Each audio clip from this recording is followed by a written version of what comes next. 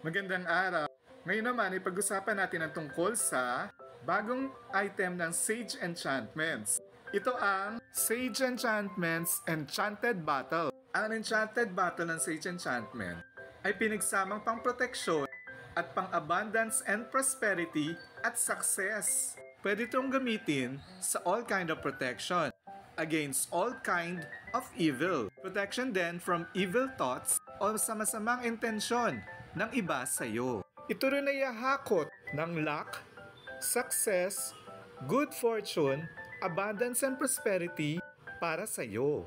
Nandito na lahat sa boteng ito ang kailangan natin sa araw-araw. Maraming sangkap ang botelyang ito na napag-aralan ko sa lihim na karunungan sa mga hermitanyo, mananabal, sorohano at mga babaylan sa buong Pilipinas. Ang mga sangkap ng botelyang ito ay kadalasang ginagamit upang pangproteksyon, pananggalang at pangtaboy sa mga negativity at mga kamalasan. May pinagsama-samang magical property ang mga herbs, stones at amulets na nakapaloob sa botelya na ginagamit kadalasan panangga sa masamang intensyon, kula, bati at marami pang iba. Meron din itong laman na mga pampaswerte na magdadagdag ng positive energy, kainaman at kapunuan sa ating mga pangangailangan. Meron itong bulaklak ng tanglad, piyaw, crystals at marami pang iba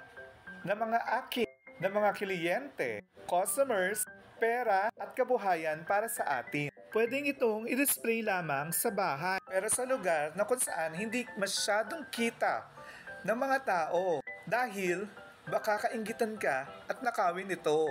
Mainam din na habang hawak mo to ay nagpapatugtog ka ng Psalm 23 upang mapabilis ang manifestation at makuha mo agad ang iyong kahilingan. Available ito sa Sage Enchantment Shop.